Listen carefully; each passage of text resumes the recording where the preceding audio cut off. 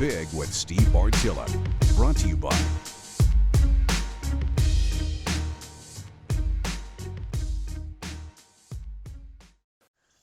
Bear with me because today's show is going to be kind of all over the place.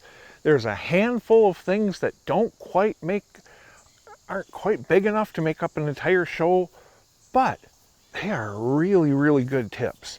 Right off the bat, now, let's talk about our big woods hunters to start with. We don't talk enough about big woods hunting.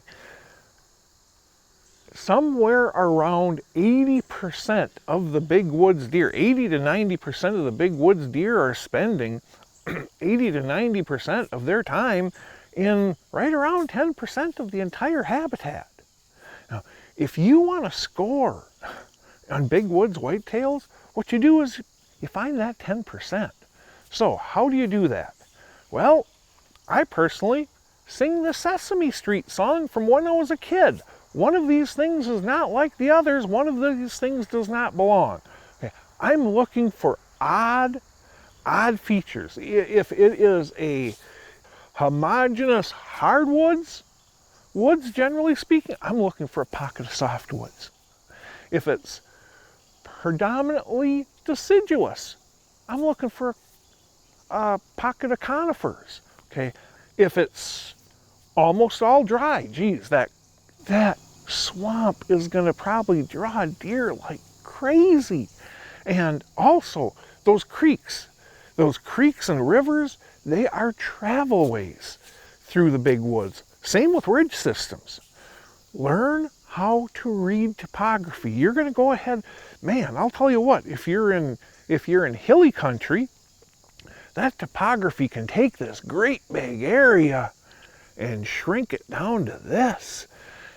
We're looking for needles in haystacks. So study aerial photos, study topos, look for those things that are not like everything else. Look for those converging edges and create a checklist of places you want to scout before you even go in there.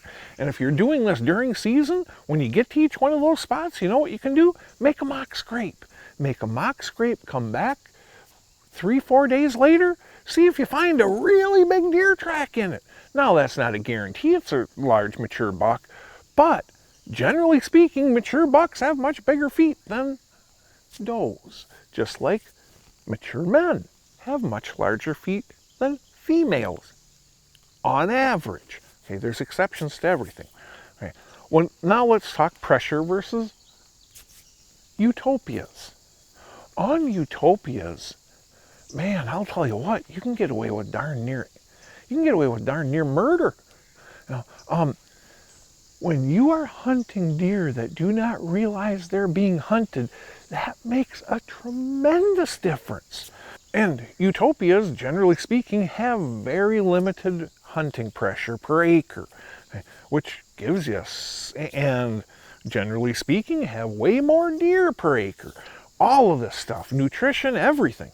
That makes it much easier to do all these things you see on TV on Utopia than if you're hunting public ground. If you're hunting or even private ground that, you know what, the owner lets in any and everybody you ask or a whole bunch of family or whatever. A lot of private ground is actually more heavily pressured than public ground. When you're going into a new situation, gauge the hunting pressure. The more hunting pressure there is, the more what I'm doing, I'm focusing on one thing, getting to where absolutely no one else is. Look for those barriers people don't like to cross.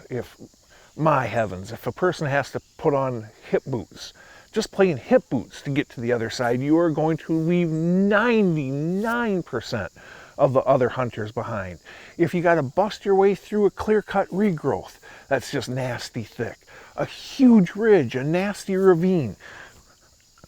Those islands in those swamps, anywhere that everyone else tends not to go, that's where I'm going to hunt on heavily pressured whitetails, and I'm not going to do anything to draw attention to myself. All these gadgets and calling, rattling, all this stuff, I save that for utopias. Okay? And the last thing I want to talk about today is cameras. Make sure your cameras are working for, not against you. You would not go out to that tree stand day after day after day after day in the middle of the woods just to check to see, is it still there? I wonder if there's anything new going. I get it. I get it. Looking at camera chips, heck, like being a kid on Christmas morning. But make sure you do it in a low impact manner. If the cam's in a location where you have any chance of being busted, either use a cell cam or space those trips in, at least generally speaking, a couple weeks apart. Time them for badder weather days where the deer aren't moving, and there's a nice stiff wind that's blowing away from where you believe the deer are, and it's going to hide your sounds and such. And go ahead, time these trips for midday when deer are least active.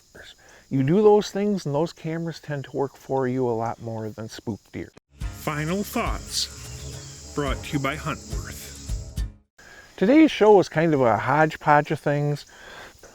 We talked about big woods, singing the Sesame Street song, studying those maps and photos, trying to find that spot, that checklist of spots before we go in. Go ahead and slap a mock scrape there at each one of those spots. Come back 3-4 days later, inspect the scrape, see if there's tracks in the dirt. Okay. We talked about hunting pressured versus non-pressured animals. When it comes to pressured animals, so much of this stuff, so much is to get where everybody else isn't. Because how does a buck survive to maturity on heavily pressured ground? By doing just that.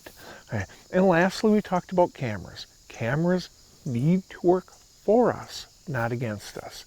Use your head, treat it like you were hunting. Keep your impact low, add all those things up, and you know what? Not any one of them is going to change the world, but every single one of them makes a difference.